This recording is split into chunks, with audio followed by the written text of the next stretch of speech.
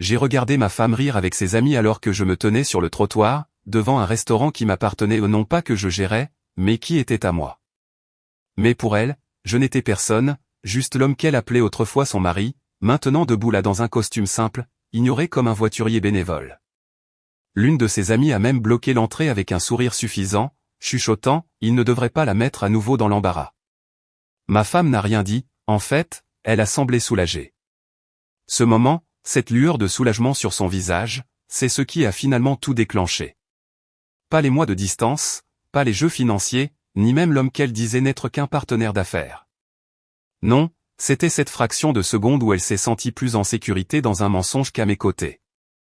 Et l'ironie, le maître d'hôtel derrière elle se dirigeait droit vers moi, prêt à m'escorter par l'ascenseur privé, car ce n'était pas juste un restaurant pour moi, c'était le coup d'envoi de tout ce qu'elle n'avait jamais vu venir. Avant de nous plonger dans l'histoire d'aujourd'hui, prenez un moment pour partager d'où vous nous regardez. Nous adorons voir comment nos histoires rassemblent des gens des quatre coins du monde. Vos pensées et vos commentaires sont ce qui rend cette communauté si spéciale, et nous sommes vraiment reconnaissants de vous avoir ici. Si ce n'est pas déjà fait, n'oubliez pas de cliquer sur le bouton d'abonnement et d'activer les notifications pour ne jamais manquer une nouvelle histoire pleine de drame, de résilience et de rebondissements inattendus. Maintenant, installez-vous confortablement, prenez peut-être votre boisson préférée, car c'est une histoire que vous ne voudrez pas manquer. Commençons. Liam Carter arriva aux Lentines 10 minutes plus tard que prévu, c'est pas silencieux mais délibéré alors qu'il entrait dans la salle à manger privée nichée au dernier étage de l'hôtel de luxe. La pièce scintillait d'une lumière dorée tamisée, les notes délicates d'un trio de jazz flottant doucement derrière des rideaux de velours. Les invités, une réunion intime de l'élite sociale de Manhattan, étaient déjà assis, leur conversation s'arrêtant brièvement et plusieurs se retournant pour regarder tandis que Liam prenait sa place. Arielle Fontaine, sa femme depuis près de 15 ans, était assise en bout de table comme une reine présidant sa cour. Elle portait une veste crème qui complétait parfaitement son teint pâle, ses cheveux blonds impeccablement coiffés. Son sourire était tendu, acéré et répété, dirigé droit sur lui. « Ah, l'homme du moment daigne enfin nous honorer de sa présence, dit-elle, sa voix assez forte pour que tout le monde l'entende. Nous commencions presque à penser que tes feuilles de calcul t'avaient avalé tout entier. » Un rire poli s'ensuivit, certains invités échangeant des regards gênés tandis que d'autres souriaient avec un amusement à peine dissimulé. Liam croisa le regard d'Arielle sans la moindre émotion, ses yeux fermes, sa mâchoire tendue. Il ne parla pas. Il n'en avait pas besoin. Il n'était pas venu pour se disputer ou supplier, mais pour observer et se rappeler exactement qui il était et qui elle était devenue.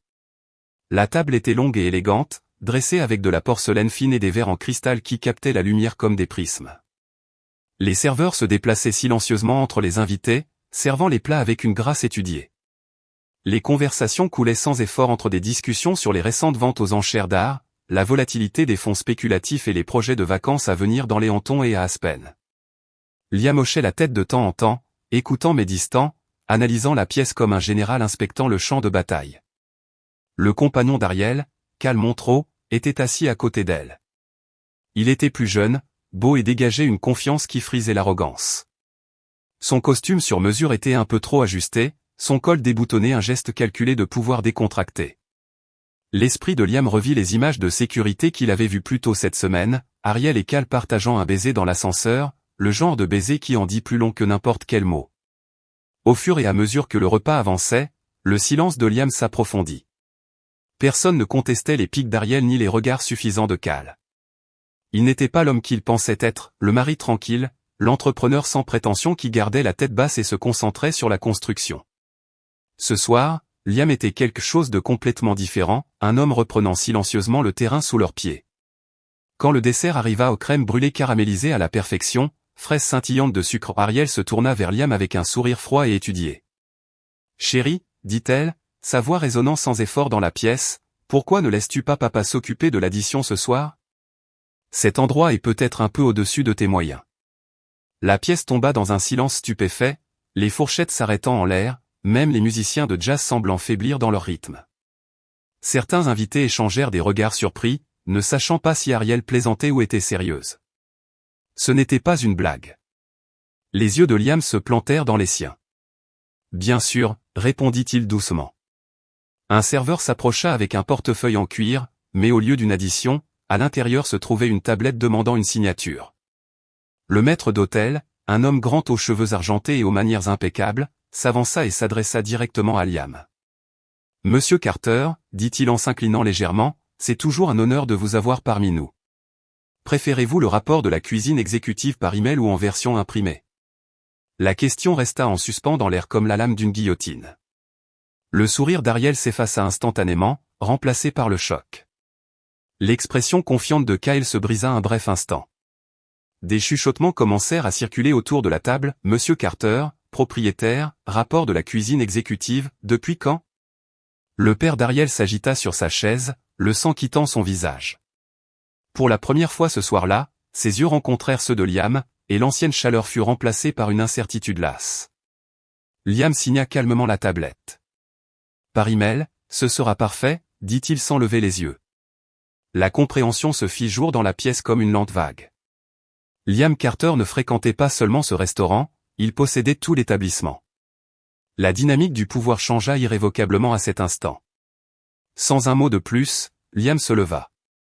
Les invités s'écartèrent respectueusement alors qu'il se dirigeait vers la porte, chaque pas mesuré et inflexible. Ariel resta figé, sa main agrippée au bord de la table comme pour s'ancrer au moment, incapable de saisir pleinement la révélation. Dehors, l'air frais de la nuit new-yorkaise frappa le visage de Liam. La ville bourdonnait doucement sous l'horizon scintillant, indifférente au bouleversement personnel qui s'y déroulait. Il s'accorda un bref moment de quiétude, sans colère, sans amertume, juste une résolution tranquille. De retour à son penthouse, Liam ferma la porte derrière lui et activa la serrure biométrique de son bureau. La pièce était faiblement éclairée, illuminée uniquement par la douce lueur des écrans de son ordinateur. Il ouvrit un dossier étiqueté « Caméra ascenseur, 22e étage, 3 jours plus tôt » et appuya sur Play. L'écran s'anima, affichant des images granuleuses mais indubitables d'Ariel et Kyle. Ariel, portant le même collier de perles que ce soir, se rapprocha de Kyle, son rire doux et conspirateur. Leurs lèvres se rencontrèrent dans un baiser qui n'était ni hésitant ni accidentel.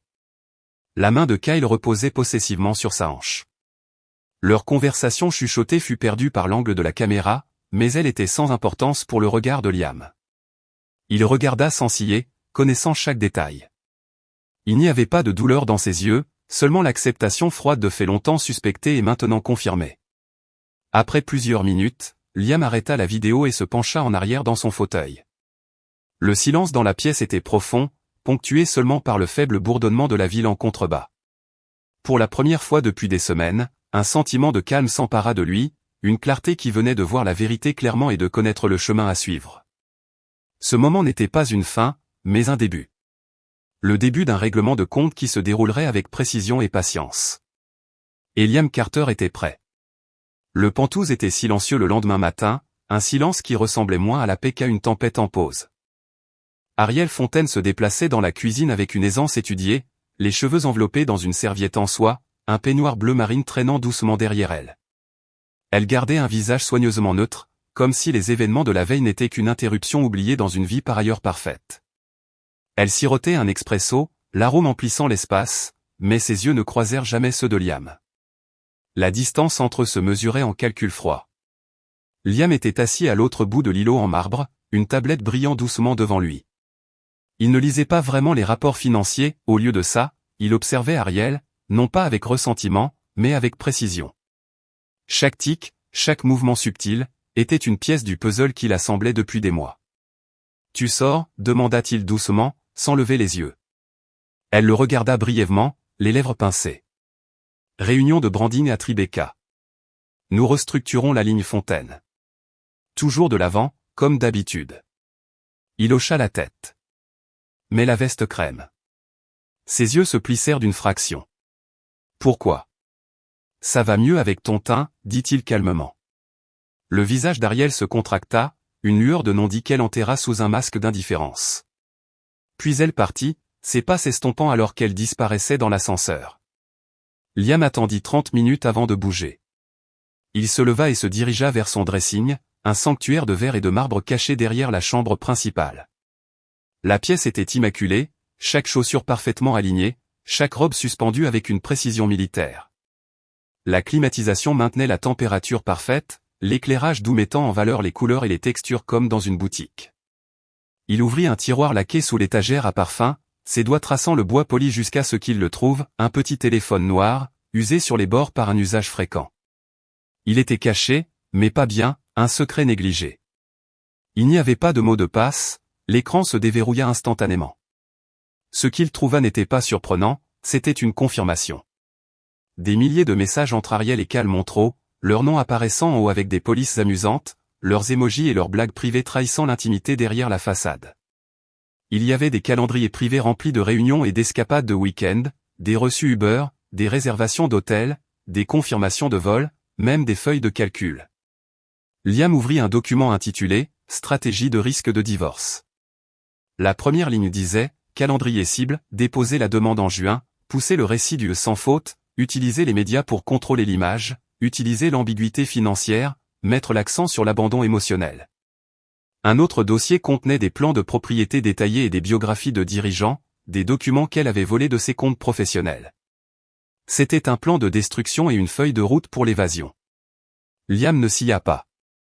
Il ne fit pas défiler chaque message, au lieu de cela, il prit des photos de l'écran avec son propre appareil, puis envoya un dossier zip verrouillé au serveur sécurisé de Harlon Pierce. La dernière image était un texto de Cal, Aspen le week-end prochain. Tu as besoin de cette pause. Liam n'en a aucune idée. Liam sourit sombrement. Il possédait ce chalet à Aspen, acheté des années auparavant par l'intermédiaire d'une fiducie offshore. Les jours suivants passèrent dans un tourbillon de planification silencieuse. Ariel partit tôt pour sa retraite bien-être, sans révéler l'endroit. Liam ne demanda rien. Elle s'envola avec Kyle en jet privé vers l'aéroport du comté d'Eagle, où un chalet moderne couvert de neige les attendait. Des murs de verre du sol au plafond encadraient le paysage de pins enneigés. La cheminée sur mesure, le foyer en pierre, même la carafe à whisky monogrammée, tout appartenait à Liam. Kyle vivait dans sa maison, riait dans son lit, portait son peignoir. De retour à Manhattan, Liam surveillait une batterie d'écran depuis sa salle de contrôle d'Aspen, un dressing converti équipé de 4 moniteurs. Les caméras intérieures, installées initialement pour des raisons d'assurance, servaient maintenant un autre objectif. Il les regarda dîner, vit Kyle plaisanter sur « les types qui construisent des tours mais n'occupent jamais le Penthouse ». Ariel rit. Plus tard, Ariel était dans la salle de bain principale, appliquant du rouge à lèvres. « Tu penses qu'il se doute de quelque chose ?» demanda-t-elle. Cal sourit avec suffisance. C'est une feuille de calcul avec une forme humaine. C'est la seule raison pour laquelle nous sommes allés si loin. Liam coupa la transmission vidéo, son expression indéchiffrable. La vérité était révélée, et maintenant le jeu allait commencer. De retour à New York, Liam s'envola pour Aspen sans prévenir, arrivant pendant qu'Ariel et Cal skiaient. Avec des gants, il entra silencieusement dans la maison, laissant une petite note manuscrite glissée dans le tiroir de la table de chevet. Certaines maisons ressemblent à la liberté, mais elles appartiennent à quelqu'un d'autre. De retour à Manhattan, Liam se prépara pour la phase suivante avec une patience calculée. Quelques jours plus tard, Ariel rentra chez elle, radieuse de sa retraite. Elle embrassa Liam sur la joue, un acte si désinvolte qu'il faillit le tromper. « Tu es levé tôt » dit-elle. « Le travail se passe bien » répondit-il. « C'est super. » Elle fit une pause, l'étudiant tandis qu'il remuait son café. Elle ne pouvait pas savoir que sous son calme extérieur, tout avait changé. Il avait vu ce qu'il devait voir, entendu ce qu'il devait entendre, confirmé ce qu'il devait prouver. Dans son bureau tranquille, Liam examinait des piles de documents, de mails et d'enregistrements. Chaque indiscrétion, chaque réunion secrète, chaque manœuvre financière était cataloguée. Il avait passé des mois à construire ce dossier, non pas par vengeance, mais pour une reconquête. L'ironie ne lui échappait pas, Ariel avait bâti sa vie sur la supposition qu'il était distrait, lent à réagir, émotionnellement insensible. La vérité était qu'il n'était ni aveugle ni indifférent. Il attendait simplement, attendant le bon moment pour agir avec précision, attendant de démanteler l'illusion soigneusement construite sous ses yeux, attendant de récupérer tout ce qu'elle pensait pouvoir prendre sans conséquence. Liam Carter était un homme qui connaissait le prix du silence et le pouvoir de savoir quand parler. La lumière du soleil matinal filtrait doucement par les fenêtres du sol au plafond du Penthouse de Liam Carter, projetant de longues ombres sur les sols en marbre poli. À l'intérieur de son bureau, le bourdonnement de la ville en contrebas n'était qu'un murmure lointain comparé à la tempête silencieuse qui faisait rage en lui. Liam était assis derrière un bureau en verre élégant, examinant d'épaisses liasses de documents juridiques et de rapports financiers. Son regard était fixe, inébranlable, absorbant les détails complexes avec une précision méthodique. Ce n'était plus une question d'émotion, c'était une guerre calculée. Pendant des mois, il avait regardé Ariel Fontaine et Kyle Montreux tisser leur toile de tromperie, une trahison non seulement de leur vœu de mariage, mais de tout ce que Liam avait minutieusement construit. Les textos, les réunions secrètes et les manipulations financières étaient maintenant étalés devant lui, prêts à être démantelés pièce par pièce. Et maintenant, le moment était venu d'agir. Un coup sec interrompit le silence. Arlon Pierce, l'avocat de confiance de Liam, entra avec un épais dossier de preuves. C'était un homme qui comprenait le champ de bataille du droit des sociétés et de la famille, un prédateur qui se déplaçait sans être vu mais qui frappait avec une précision mortelle. Tout se déroule comme prévu, dit Arlon, faisant glisser le dossier sur le bureau. Leur équipe a tenté de geler les avoirs communs ce matin. Nous avons répondu en quelques minutes. La moitié des avoirs est maintenant solidement sécurisée à votre nom dans des fiducies protégées. Les yeux de Liam parcoururent les documents, accords de fiducie, comptes offshore, transferts irrévocables, le tout exécuté avec le genre de prévoyance que seules des années d'expérience pouvaient conférer. Et Kyle, demanda Liam. Darius Coninkhead, le chef de la sécurité de Liam et ancien officier des opérations, apparut derrière Arlon, tendant une clé USB. Nous avons retracé l'empreinte financière de Kyle, rapporta Darius. Aucun actif à son nom. Toutes les dépenses sont acheminées par les comptes d'Ariel. Plusieurs start-up en faillite, des incohérences d'identité. Il y a suffisamment de preuves pour une enquête pour fraude. Liam hocha la tête, absorbant l'information sans émotion. Est-il dangereux? Darius hésita avant de répondre.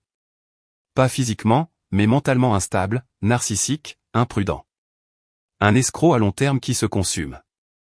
L'équipe juridique d'Ariel essaie de présenter la négligence émotionnelle comme la cause de leur rupture, ajouta Arlon.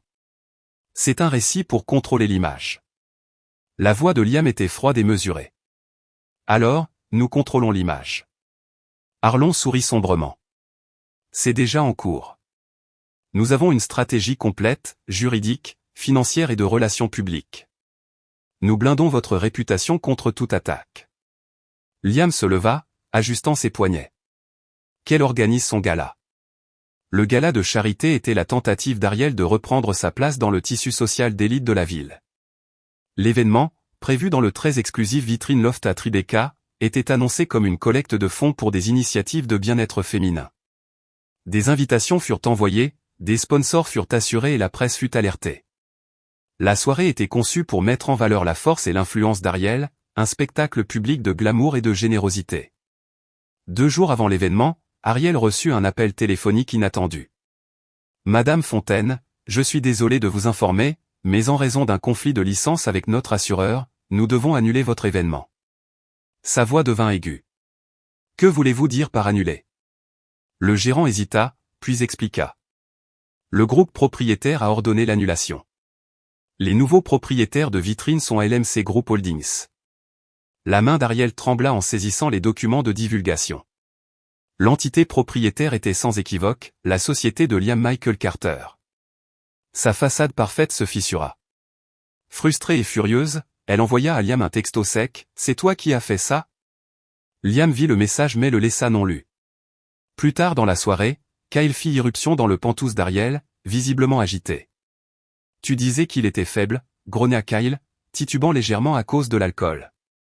Il l'était, admit Ariel, allumant une cigarette, une vieille habitude qu'elle avait abandonnée mais qu'elle reprenait maintenant en désespoir de cause. Mais il a toujours eu 10 coups d'avance. Cal faisait les 100 pas, comment peut-il toujours avoir une longueur d'avance? Nous avons tout planifié si soigneusement. Le regard d'Ariel se durcit. Parce qu'il ne se contente pas de planifier, il observe. La nuit du gala arriva comme une tempête. Le vitrine loft fut transformé en un spectacle éblouissant d'élégance. Les invités arrivèrent en smoking et robes de soirée, les puissants de la ville et les influenceurs sociaux se mêlant sous des lustres scintillants. L'air vibrait d'anticipation, mais personne ne sentait le courant sous-jacent du bouleversement imminent comme Ariel. Elle apparut radieuse dans une robe argentée à dos nu, son sourire brillant mais fragile. Les flashs des appareils photo capturaient chacun de ses mouvements, ignorant que le vrai spectacle était sur le point de commencer. Liam entra avec Sloan Yamada, sa consultante en design et plus proche confidente. La présence de Sloan était une étude de calme et de confiance, son élégance discrète et sa force tranquille un contraste frappant avec le charme calculé d'Ariel. Le subtil changement d'attention fut palpable, un témoignage silencieux des allégeances changeantes. Alors que les discours commençaient et que les toasts résonnaient dans le loft, les écrans sur le toit clignotèrent soudainement. Un silence tomba sur la foule alors qu'une séquence vidéo commençait à être diffusée, un regard franc et sans filtre à l'intérieur du chalet d'Aspen. La vidéo montrait Ariel et Cal riant de manière conspiratrice, leur voix claire alors qu'ils planifiaient leur manœuvre. Les mots d'Ariel étaient tranchants, dégoulinants de mépris. Il est trop ennuyeux pour s'en rendre compte. Le sourire de Kyle était froid. On le tient. On prendra la moitié, on le laissera avec la coquille. Des halètements parcoururent les invités. Des smartphones émergèrent, enregistrant le scandale en temps réel. L'image soigneusement entretenue d'Ariel vola en éclats en un instant. Ariel resta figée, les yeux écarquillés, les mains tremblantes. Les regards de la foule se détournèrent d'elle vers Liam, dont l'expression restait stoïque.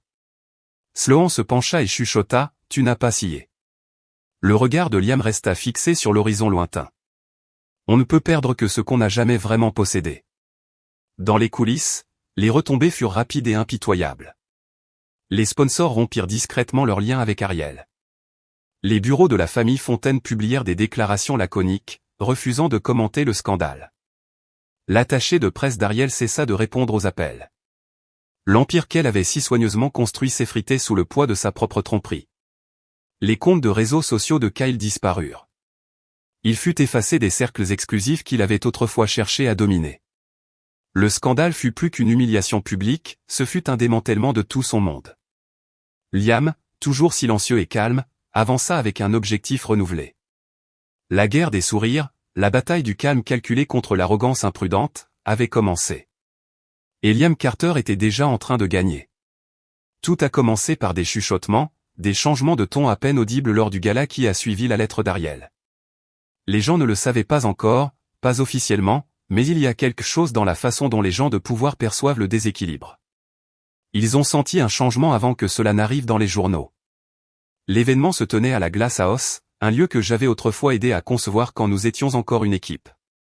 Ariel est arrivée la première, élégamment en retard, au bras de Kyle. Sa posture était suffisante, les lèvres retroussées avec le genre de victoire que seuls les hommes qui croient avoir gagné prématurément arborent. Je me tenais près du bar surélevé de la mezzanine, un point de vue stratégique. De là, je pouvais l'observer, non pas avec amertume, mais comme une dernière étude. Elle portait une robe noire structurée, les cheveux lisses, le maquillage sévère. Elle avait l'air puissante, froide, sculptée pour les caméras qui la suivaient. Et pourtant, quand ses yeux ont croisé les miens de l'autre côté de la pièce, quelque chose a vacillé. Sa prise sur le bras de Cal ne s'est pas relâchée, mais sa mâchoire si. Sa langue a bougé comme si elle formait des mots qu'elle ne dirait pas. Elle ne s'attendait pas à ce que je sois là, pas en tant qu'invité, pas en tant que partenaire exécutif du nouveau sponsor de l'événement, Black Hospitality. C'était le nom de notre fusion, celle qui avait discrètement absorbé 2 des propriétés héritées de son père plus tôt cette semaine. Celle dont elle ne réalisait pas encore qu'elle était à moi. Elle s'excusa auprès de Cal, traversa la pièce avec le genre de sang-froid que seules les femmes de la haute société peuvent parfaire, et s'arrêta à 1 mètre de moi. « Tu n'es pas censé être ici, dit-elle à voix basse. Je suis heureux de te voir aussi, Ariel. Tu n'as rien dit à ce sujet dans ta réponse. Je n'ai envoyé aucune réponse, ai-je corrigé. Tu laisses les avocats parler pour toi maintenant. C'est toi qui as commencé. Son visage se durcit. Qu'est-ce que tu essaies de prouver? Que je n'ai jamais eu besoin de jouer la comédie, ai-je dit en désignant la foule. Tu as épousé un homme de pouvoir et tu l'as confondu avec un faire-valoir. C'était ton erreur de calcul, pas la mienne. Avant qu'elle ne puisse répondre, Darius est arrivé derrière moi, m'a tendu un dossier et a hoché la tête. C'est fait, a-t-il dit simplement. Ils ont signé. Ariel pâlit. Qu'est-ce qu'ils ont signé? Je n'ai pas eu besoin d'expliquer. Elle a vu l'insigne de Black sur le dossier, ses yeux passant de l'un à l'autre, assemblant les pièces comme un puzzle qui se referme brusquement. Tu l'as acheté, a-t-elle chuchoté. Acheter n'est pas le mot, ai-je dit. Nous avons acquis. Discrètement, légalement. Ton père est d'accord depuis le dernier trimestre. Il ne pensait simplement pas que tu serais un problème. C'est un mensonge. Demande-lui toi-même. Je n'ai pas attendu sa réponse. Je l'ai laissé là, les mains tremblantes et la prise de conscience que je l'avais surpassé sans élever la voix. Il ne s'agissait pas de vengeance, il s'agissait de reprendre le contrôle du récit. Quelques jours plus tard, elle a tenté de limiter les dégâts. Son avocat a appelé le mien, demandant si nous envisagerions une médiation. Pas pour les actifs, ceux-ci étaient déjà largement intouchables, mais pour la clause de réputation. Elle ne voulait pas que la presse sache qui avait initié quoi, l'infidélité, le timing. Elle savait ce que l'image dirait, une femme quittant son mari au moment où il accède à l'élite du pouvoir, échangeant l'héritage contre la luxure, brisant ses vœux en faveur de l'ambition. Kyle, malgré toute sa bravade, était une quantité connue, un homme aux aspirations politiques et à la réputation de changer de relation qui servait son image publique. Si j'allais voir la presse, même anonymement, je les détruirais tous les deux. J'ai dit non. Non pas parce que je voulais la détruire, mais parce que je ne ressentais plus le besoin de la protéger. Elle a fait son choix, maintenant elle pouvait l'assumer. Cette semaine-là, j'ai publié une déclaration privée à mon conseil d'administration, pas aux médias. Elle disait simplement, ma vie personnelle a évolué, comme toute chose. Je reste engagé envers l'excellence, l'intégrité et le pouvoir silencieux de la résilience. Notre avenir est ciblé, propre et progressiste. La presse l'a interprété comme une renaissance professionnelle. Et peut-être, d'une certaine manière, c'en était une. Mais Ariel n'avait pas fini. Elle est apparue dans mon bureau sans y être invitée, vêtue d'un trench coat bleu marine et de talons aiguilles, ressemblant plus à une avocate qu'à la femme qui avait un jour pleuré dans mes bras par peur de devenir insignifiante. Je ne m'attendais pas à ce que tu sois si froid, dit-elle, se tenant raidement près de la porte. Tu m'as écrit une lettre, Ariel. Une qui a mis fin à une vie. À quel ton t'attendais-tu? Tu aurais pu me parler. Comme tu m'as parlé avant le Mercé, avant l'événement de la galerie, ou avant que Cal ne commence à répondre à ton téléphone? Elle tressaillit. Ne fais pas ça, ai-je ajouté. Ne fais pas semblant d'être blessé maintenant. Tu as fait tes coups, j'ai fait les miens. Je ne voulais pas t'humilier. C'est ce qui rend les choses pires. Nous nous sommes assis en face l'un de l'autre en silence pendant un long moment. Puis, d'une voix qui ne correspondait pas à son apparence, elle dit, ce que nous étions me manque. Je l'ai regardé dans les yeux. Pas moi. Nous n'étions pas réels. Nous étions une mise en scène. Cela a mis fin à la réunion, mais pas aux conséquences. Kyle a tenté d'entrer dans l'une de nos propriétés 2 jours plus tard, ignorant que la sécurité avait signalé son nom après un incident silencieux impliquant du harcèlement verbal envers une employée dans un autre hôtel des mois plus tôt. Lorsqu'il a été arrêté à la porte, les images sont devenues virales en quelques heures. Il a qualifié cela de « malentendu », a prétendu que c'était du sabotage personnel. Le public s'en fichait. Ce qui les intéressait, c'était la femme derrière lui, Ariel, se tournant vers le garde et chuchotant quelque chose qui ressemblait étrangement à « allons-y, ça n'en vaut pas la peine ». Le clip s'est enflammé en ligne. Les gens ont spéculé, les DM ont inondé ses anciennes publications. La moitié l'a traité de sans cœur, l'autre moitié l'a applaudi pour avoir échappé à un narcissique. Kyle est resté silencieux après ça. Et Ariel a complètement cessé de publier. Un jour, des semaines plus tard, je suis passé devant un petit bistrot à Soho et je l'ai vue assise seule.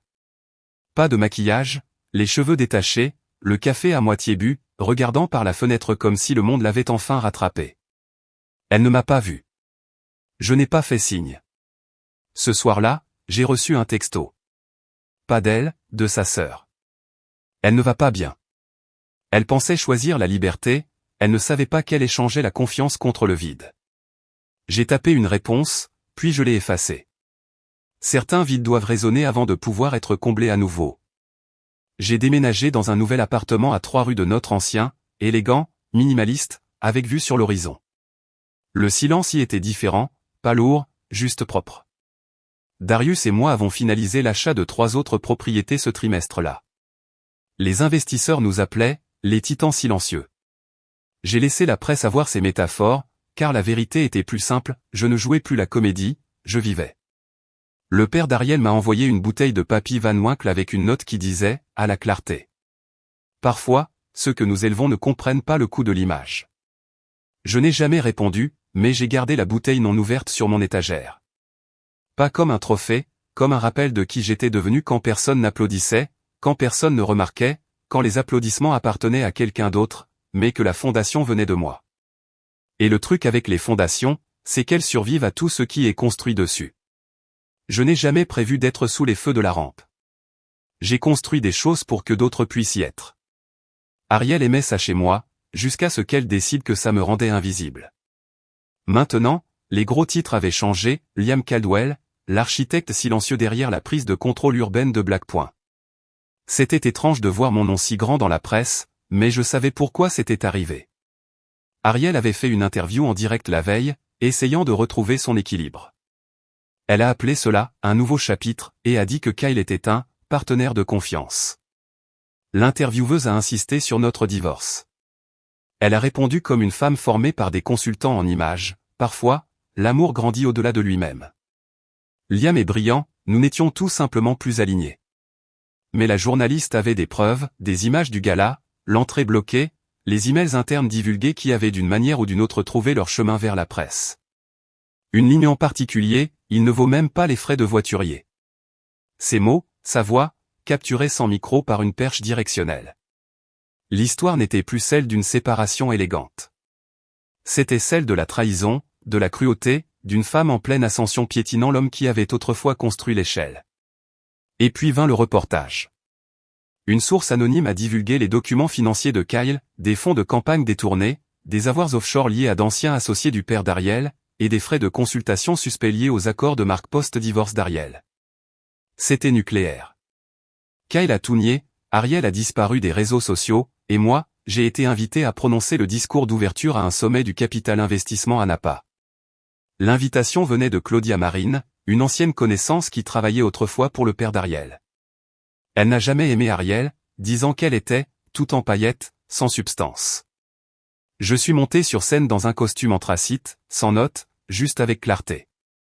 J'ai construit en silence, ai-je dit à l'auditoire, parce que quand on construit une maison, on n'a pas besoin d'applaudissements, on a besoin d'une structure. Et quand cette structure est solide, elle survit à la trahison, à la manipulation et à l'érosion publique. Les fondations tiennent bon. Ils se sont levés quand j'ai terminé, mais le discours ne portait pas sur la vengeance. Il portait sur la résilience. Ariel ne comprenait pas ce concept. Kyle n'a même pas essayé. Ce soir-là, je suis retourné seul dans ma suite. L'hôtel surplombait un vignoble où Ariel avait un jour dit vouloir prendre sa retraite. C'est curieux comme les rêves changent quand ils sont filtrés par l'ego. Je n'ai pas beaucoup dormi. Trop de pensées, pas à propos d'elle, mais de ce qu'il m'avait presque enlevé, ma dignité, mon silence, mon fils. Oui, notre fils. Ce que nous n'avons jamais dit au public. La raison pour laquelle je suis resté silencieux si longtemps. Ariel avait accouché 1 an avant la séparation, un garçon, Hudson. Nous avions convenu de le garder à l'écart des projecteurs, mais après le divorce, elle l'a utilisé, l'emmenant en tournée de presse, publiant des moments mis en scène. Je n'ai rien dit jusqu'à ce que j'apprenne que Kyle avait emménagé dans l'appartement. J'ai demandé la garde partagée d'urgence. Elle s'y est opposée, disant que j'essayais de déstabiliser sa présence maternelle. Mon avocat a montré au tribunal des photos de Kyle criant sur une nounou, Hudson pleurant en arrière-plan. Un rapport de sécurité de l'incident de l'hôtel, maintenant recevable. Le juge a statué en ma faveur, temps égal, droits égaux. Mais cela ressemblait à une perte pour Hudson, car il devait maintenant diviser son temps entre 2 mondes, l'un construit sur la performance, l'autre sur la paix. Je l'ai récupéré ce vendredi-là. Il s'est accroché à moi plus fort que d'habitude. Maman a pleuré, a-t-il chuchoté. Je sais, ai-je dit, mais ici, tu es en sécurité. Nous avons passé le week-end dans les montagnes. Pas de téléphone, pas de bruit. Juste père et fils, du bois de chauffage et du cacao. Une vie simple qu'elle n'a jamais désirée. De retour en ville, les choses se sont rapidement effondrées. Kyle a disparu de la vie publique après qu'une enquête éthique ait été lancée. Son bureau a été perquisitionné, les donateurs de sa campagne se sont retirés. Ariel a tenté de renverser la situation, a affirmé qu'elle n'était au courant de rien, mais une fuite audio suggérait le contraire, sa voix exhortant quelqu'un à enterrer la source et recadrer le récit. Le conseil d'administration de l'une de ces entreprises de soins de la peau de luxe a voté pour la destituer. Son monde s'est rétréci. Et puis, dans un revirement que personne n'attendait, elle m'a appelé. « S'il te plaît », a-t-elle dit au téléphone, « j'ai besoin d'aide. » Pas une aide juridique, pas une aide financière. Une aide pour son image. Elle voulait que je sois à ses côtés lors d'un événement de presse, comme une démonstration de solidarité, comme une histoire de réussite de coparentalité moderne. J'ai ri. « Tu as bâti un palais sur mes os, lui ai-je dit, maintenant qu'il s'effondre, tu penses que je vais redevenir ta fondation ? Je veux juste protéger Hudson, a-t-elle dit. Non, tu veux te protéger toi. Je me noie. Alors, apprends à nager. Et j'ai raccroché. C'était la dernière fois que nous nous sommes parlé directement. Un mois a passé. Je me suis concentré sur le travail, sur la paternité, sur la quiétude. Le public est passé à autre chose, comme il le fait toujours. Mais parfois, les fantômes résonnent plus fort que les gros titres. Un jour, Darius a appelé. « Tu vas vouloir voir ça », a-t-il dit. Ariel était dans un podcast, sans filtre, sans script. Elle avait l'air plus mince, plus pâle, mais sa voix était calme. « J'ai perdu un homme bien », a-t-elle dit. Pas parce qu'il est parti, mais parce que je l'ai poussé. J'ai confondu l'ambition avec la valeur. J'ai laissé entrer quelqu'un qui voulait ma lumière, mais pas mon amour. Et j'ai brisé quelque chose de sacré. L'intervieweur a fait une pause. Le regrettez-vous ? Je regrette de ne pas l'avoir réalisé plus tôt, a-t-elle dit. Mais certaines le sont coup de tout. Le clip a été en tendance pendant des jours. Certains ont loué son honnêteté, d'autres ont qualifié cela de « trop peu, trop tard ». Je n'ai ressenti ni triomphe ni pitié. Juste de la distance. Propre, irréversible. Au récital de l'école d'Hudson plus tard ce mois-là, je l'ai revue. Elle était assise 2 rangées derrière moi, seule. Quand notre fils a chanté, ses mains ont tremblé. Après, il a couru vers moi en premier, m'a serré dans ses bras, a enfoui son visage dans mon épaule. Elle a regardé. Je l'ai doucement conduit vers elle. « Dis bonjour à maman », lui ai-je dit. Il l'a fait, poliment, avec retenue. Elle m'a regardé. « Je le pensais », a-t-elle dit doucement. Tout ce que j'ai dit dans le podcast. Je sais. Me pardonnes-tu ? Je n'en ai pas besoin, ai-je répondu. J'ai juste besoin d'élever notre fil correctement. Elle a hoché la tête. Et je me suis éloigné. Pas avec colère, pas avec fierté. En paix. Mon histoire ne portait pas sur la vengeance, ni sur la rétribution. Elle portait sur la clarté. Celle qui ne vient que lorsque tous les masques sont enlevés, que toutes les illusions sont brisées. Ariel m'a appris quelque chose sur les gens, sur l'amour, sur l'ego. Et je lui ai aussi appris quelque chose, que les hommes les plus silencieux construisent souvent les héritages les plus solides. Ceux qui ne cherchent pas les applaudissements, ceux qui n'ont pas besoin de justification pour avancer. Parce qu'ils savent déjà qui ils sont. La ville était redevenue calme après le chaos, les gros titres, les batailles judiciaires et les confessions du podcast. Une étrange quiétude s'était installée dans ma vie, comme l'air après une tempête, endommagée mais respirable. Je n'avais plus de nouvelles de Kyle depuis que l'enquête éthique avait mis fin à sa carrière. Il n'a jamais publié de déclaration officielle, ne s'est jamais excusé, il a simplement disparu. Aux dernières nouvelles, il avait vendu son Pantouse et s'était retiré en Europe. Certains chuchotaient qu'il avait fait un séjour discret en cure de désintoxication, d'autres disaient qu'il écrivait des mémoires fracassantes. Je m'en fichais. Les hommes comme lui ont besoin d'un public, et sans public, ils se fanent. Ariel a tenté de se reconstruire. Elle a essayé une nouvelle image, plus calme, plus humaine, moins de tapis rouges, plus de promenades dans les jardins. Mais les gens n'y ont pas cru. Ils ne voulaient pas la voir guérir publiquement, pas après ce qu'ils avaient vu. Ce qui a vraiment mis fin à la sympathie du public, ce n'était pas la liaison ni la trahison, c'était la moquerie, les rires avec ses amis, le blocage de la porte, le regard qu'elle m'avait lancé comme si j'étais moins qu'un étranger. Ce regard est devenu sa marque, et aucune équipe de relations publiques ne pouvait l'effacer. Pendant ce temps, j'ai continué à construire, non seulement des propriétés, mais des routines, les fondations d'une nouvelle vie. Je récupérais Hudson à l'école 2 fois par semaine. Nous préparions le dîner ensemble, construisions des maquettes d'avions et visitions des librairies. Parfois, il posait des questions sur le passé, de la manière prudente des enfants qui ne comprennent pas entièrement ce qu'ils demandent. Pourquoi maman ne vit pas ici? Parce que parfois, les adultes ont besoin de maisons différentes pour être heureux. Toi, tu es heureux. J'apprends à l'être. Cela lui suffisait. Il hochait la tête puis passait aux Lego ou aux dessins animés. Mais je pouvais le voir dans ses yeux, il portait des ombres, pas de la douleur exactement, juste des échos. J'essayais d'être l'espace calme où il pourrait toujours revenir. Un jour, mon assistante a frappé doucement à la porte de mon bureau. « Vous avez une visite ?» a-t-elle dit. Elle n'a pas de rendez-vous, mais elle dit que c'est personnel. Je savais déjà. Ariel. Elle se tenait dans le hall d'entrée, vêtue d'un manteau bleu marine et sans maquillage, les cheveux tirés en arrière, plus simple, plus fatiguée. « Merci de me recevoir », dit-elle en entrant. Je ne lui ai pas offert de siège, elle n'en a pas demandé. Je ne suis pas là pour remuer quoi que ce soit, a-t-elle commencé. Je suis ici parce que je vous dois quelque chose. Je n'ai rien dit. Je me suis retiré de la vie publique, a-t-elle poursuivi.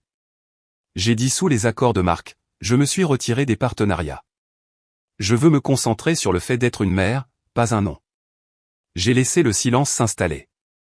J'ai aussi signé les papiers, a-t-elle ajouté en sortant une enveloppe. Je savais ce que c'était avant de l'ouvrir, une renonciation totale à la garde. Elle ne voulait plus se battre. Je le verrai toujours, a-t-elle dit, bien sûr. Mais il appartient plus à votre monde qu'au mien. Sa voix se brisa légèrement. C'est toi qui lui as apporté la quiétude. J'ai hoché la tête. Tu fais ce qu'il faut. Elle a regardé autour de mon bureau, les lignes épurées et les tons de bois chaleureux. Tu as toujours construit des choses comme ça, silencieusement, solidement. Je ne le comprenais tout simplement pas à l'époque. Et maintenant? Maintenant, je l'envie. C'était la dernière fois que nous étions seuls dans une pièce. Un mois plus tard, Hudson a emménagé de façon permanente. La première semaine, il a posé des questions sur son ancienne chambre, ses anciennes routines. Je lui ai dit qu'elles pouvaient rester dans la mémoire, mais que nous en construirions de nouvelles ici. Il a aimé ça. Nous avons planté un arbre ensemble dans le jardin, un petit érable. Celui-ci est à nous, ai-je dit, juste toi et moi. Il a hoché la tête. Il va devenir grand, n'est-ce pas? Très grand. Je n'ai pas pleuré à ce moment-là, mais plus tard dans la nuit, dans le noir, seul. Pas pour Ariel, ni même pour le passé, mais pour la paix que j'ai finalement ressentie en tenant la main de mon fils sous la terre. Darius est venu un vendredi pour prendre un verre. Tu es différent maintenant, a-t-il dit. Plus calme. J'ai toujours été calme. Il a souri avec suffisance. Non, je veux dire, posé. Tu ne portes plus le poids. Parce que j'ai arrêté de prétendre que c'était à moi de le porter. Il s'est penché en arrière. Tu penses qu'elle t'a vraiment aimé un jour? Je pense qu'elle aimait l'idée de moi, ai-je dit. De ce que je représentais, de la sécurité. Mais quand elle a voulu plus que ça, plus de bruit, plus de scène, elle a réalisé que je ne la suivrais pas sous ses projecteurs. Tu aurais pu. Tu as du charisme, tu es bon avec les gens. Ce n'est pas la même chose que de vouloir jouer la comédie. Il a hoché la tête. C'est juste. Puis il a ajouté, j'ai toujours détesté Kyle. Sale prétentieux. J'ai ri. Tu n'as jamais dit ça. Si. Tu ne voulais juste pas l'entendre. Peut-être qu'il avait raison. Peut-être qu'une partie de moi l'a toujours su. Les mois ont passé, le monde a continué. Hudson a grandi, j'ai commencé à mieux dormir. Un après-midi, en passant devant un kiosque à journaux à l'aéroport, j'ai revu le nom d'Ariel. Un petit titre, dans le coin inférieur, une ex-mondaine devenue défenseur de la santé mentale parle de perte, de croissance et de responsabilité. Je ne l'ai pas acheté, je n'en avais pas besoin. Mais j'ai lu l'article en ligne plus tard par curiosité. C'était calme, mesuré, sans comédie. Elle parlait de regrets, de perdre des gens non pas par accident, mais par choix, du prix à payer pour courir après les applaudissements. Il y a une ligne qui m'a marqué, mon silence maintenant est plus fort que mes anciennes déclarations. C'était la chose la plus honnête que je l'ai jamais vue dire. Je ne l'ai pas contacté, je ne l'ai pas envoyé à Darius, je ne l'ai pas sauvegardé. J'ai juste laissé faire. Parce que parfois, la clôture la plus puissante est de ne plus en avoir besoin. Un après-midi de printemps, Hudson et moi étions assis sur le porche à regarder la pluie. Il était plus grand maintenant, plus drôle, plus calme de la manière dont je l'avais été enfant. « Maman te manque ?» a-t-il demandé. Ce que j'espérais qu'elle pourrait être me manque, ai-je dit. Il a réfléchi. Tu penses que les gens peuvent changer? Je pense que les gens peuvent choisir de le faire. Mais ça veut dire qu'ils le font toujours? Non, ai-je dit, mais quand ils le font, c'est généralement parce qu'ils ont perdu quelque chose qu'ils ne peuvent pas remplacer. Il a posé sa tête sur mon épaule. Nous sommes restés comme ça pendant un long moment. La pluie tombait doucement, et pour la première fois depuis des années, je n'ai pas eu l'impression que quelque chose se terminait. J'ai eu l'impression que tout recommençait, juste là où ça aurait dû. J'avais l'habitude de penser que la conclusion arrivait avec une explosion, une confrontation, des excuses, un grand geste, le genre de scène qu'on voit dans les films ou qu'on lit dans les livres. Mais la vie offre rarement de tels moments. Au lieu de cela, la conclusion est venue pour moi en silence, sans fanfare ni révélation dramatique. C'est arrivé un doux dimanche matin d'avril, avec Hudson assis sur le comptoir de la cuisine, ses jambes se balançant au-dessus du sol, mâchant un toast et lisant à haute voix un livre sur l'espace. Il parlait de planètes et de lunes, d'étoiles et de constellations lointaines. Sa voix était vive et pleine d'émerveillement, complètement absorbée par l'histoire de mondes bien au-delà du nôtre. Aucune mention de tribunaux, de trahison ou de scandales médiatiques. Juste de la curiosité pure et sans filtre, et de la joie. Je me suis appuyé contre le comptoir, le regardant avec un calme que je n'avais pas ressenti depuis des années. Le voir redécouvrir l'univers à travers des yeux innocents m'a rappelé qui j'étais avant que tout ne se brise et que tout le bruit de nos vies ne noie les simples moments qui comptaient vraiment. J'ai réalisé alors, non pas comme une révélation soudaine, mais comme une lente et profonde prise de conscience qui s'était construite au fil des mois, j'avais tourné la page. J'avais traversé l'obscurité et atteint l'autre côté. Non seulement d'un mariage qui s'était vidé en spectacle, non seulement loin d'une femme qui avait choisi les applaudissements plutôt que l'intimité, mais de la version de moi-même qui croyait autrefois que le silence était une force et que la tolérance était la paix. Car j'avais beaucoup toléré, les tons méprisants, les rires chuchotés sur mes costumes simples, la condescendance enveloppée d'affection. J'avais laissé tout cela s'installer dans notre maison comme de la poussière, me convainquant que c'était de l'amour. Mais maintenant, je comprenais que ce que je pensais être de l'amour, n'était que de l'endurance. J'avais trop enduré, et maintenant j'étais libre. La nouvelle maison dans laquelle je vivais n'était pas grandiose, pas de manière ostentatoire. Elle se trouvait au sommet d'une colline tranquille, entourée d'arbres, avec de larges fenêtres et de longues ombres au coucher du soleil. Il n'y avait pas de portail ni d'entrée surveillée, juste une maison où Hudson pouvait laisser ses baskets près de la porte et courir librement dans le jardin. Ici, je n'organisais pas de fête ni n'invitais de photographes. Juste des amis, de la famille et de vraies connexions. Darius venait souvent, parfois avec sa femme, parfois seul. Je versais un verre de bourbon et nous nous asseyions dehors près du foyer, parlant de choses qui comptaient et de certaines qui ne comptaient pas. L'une de ces nuits, il m'a demandé si je pensais me remettre en couple. J'ai haussé les épaules. Je ne cherchais pas. Quand il a insisté pour savoir si j'avais peur, j'ai dit, non, juste plein. Je ne me sens pas vide. Je ne me sens plus vide. J'avais l'habitude de penser qu'il fallait combler chaque silence, mais maintenant je laisse le silence parler. Ce n'est pas juste du discours de thérapie, c'est de la sagesse acquise par la douleur. Je dirigeais toujours l'entreprise, assistais aux réunions du conseil, signais des chèques, mais le rythme avait changé. Fini les transactions nocturnes juste pour prouver ma valeur. Au lieu de cela, je me suis concentré sur le mentorat de jeunes architectes et le financement de programmes pour des enfants comme Hudson, des enfants calmes, intelligents et observateurs qui avaient de la brillance dans leur quiétude. Ça faisait du bien. Pas de façon performative, juste bien. Comme si je restaurais quelque chose de plus profond, non seulement en moi, mais dans le monde que j'avais laissé derrière moi quand j'étais trop occupé à essayer d'être ce qu'Ariel voulait. Nous nous sommes croisés une fois de plus. C'était accidentel, dans une épicerie, de tous les endroits. Elle avait l'air différente maintenant, plus âgée, pas en années, mais en posture. Elle a souri. J'ai hoché la tête. Pas d'amertume, pas de mots. Elle a regardé Hudson. Il a fait un signe de la main. Elle lui a rendu son signe, mais ne s'est pas approchée. Elle connaissait la limite maintenant, que la version de moi qui avait autrefois cherché son approbation était partie, et qu'à sa place se trouvait un homme qui n'avait besoin de rien de tout ça. Et c'était suffisant. Un soir, en bordant Hudson dans son lit, il a levé les yeux et m'a demandé, « Tu crois que les arbres sont tristes quand leurs feuilles tombent ?» J'ai fait une pause. « Qu'est-ce que tu en penses ?» Je pense qu'ils sont peut-être tristes au début, mais après, de nouvelles feuilles poussent, n'est-ce pas? Oui, ai-je dit doucement, elles le font. Il a hoché la tête et a fermé les yeux. Je suis resté là un peu plus longtemps, regardant la lente montée et descente de sa respiration, pensant à toutes les feuilles que j'avais perdues, la confiance, l'amour, les illusions et comment, d'une manière ou d'une autre, j'avais repoussé. Non pas malgré la douleur, mais grâce à elle. J'ai gardé une photo d'Ariel, pas des tapis rouges ou des magazines, mais des débuts. Elle était pieds nus dans la cuisine, remuant une soupe, les cheveux en désordre, riant de quelque chose que j'avais dit. Cette version d'elle, avant les projecteurs, avant la fin de Plus, était réelle. Je l'ai aimée.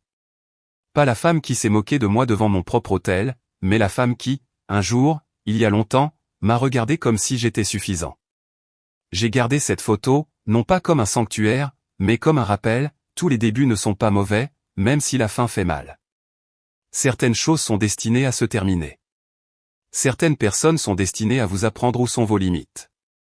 Et certaines leçons ne viennent qu'après que tout se soit effondré. Des années plus tard, je me tenais au bord d'une aire de jeu, regardant Hudson pousser un autre enfant sur une balançoire. Il était plus grand maintenant, sa voix changeait, sa démarche familière. Une femme à côté de moi a dit, « Il est si doux avec les plus petits. » J'ai hoché la tête. Oui, il est bon à ça. Elle a dit, « Il doit tenir ça de sa mère. » J'ai souri, mais je ne l'ai pas corrigé, parce que d'où ça venait n'avait pas autant d'importance que là où ça allait. Et j'allais être là avec lui, à chaque étape du chemin ancré, calme, complet. Certaines vérités ne se révèlent que lorsque tout le reste est dépouillé, lorsque le statut, les relations et les illusions se dissolvent sous la pression. C'est dans le silence après la trahison, dans la reconstruction silencieuse, que nous trouvons ce qui compte vraiment. La dignité n'est pas bruyante, la guérison n'est pas toujours visible, et parfois, la victoire ne ressemble pas à un triomphe, mais à la paix. Ce que nous laissons derrière nous peut nous définir autant que ce que nous choisissons de construire. Dans un monde obsédé par les apparences, choisir l'intégrité plutôt que les applaudissements est la forme de force la plus rare. Quand les personnes les plus proches de nous sous-estiment notre valeur, ce n'est pas notre chute, c'est leur aveuglement. Et quand nous nous relevons, non pas avec vengeance, mais avec clarté, nous rappelons au monde que la vérité n'a pas besoin de crier pour être entendue. À tous ceux qui naviguent dans leur propre effondrement, rappelez-vous, il y a un pouvoir silencieux à choisir la grâce plutôt que le chaos, le but plutôt que l'orgueil, et l'authenticité plutôt que la performance. Merci de vous joindre à nous dans ce voyage. Votre temps, vos pensées et votre présence comptent énormément. Si cette histoire vous a touché ou vous a fait réfléchir, partagez vos pensées dans les commentaires. N'oubliez pas de vous abonner et d'activer les notifications pour ne jamais manquer une autre histoire qui parle au cœur. Jusqu'à la prochaine fois, restez forts, restez bienveillants.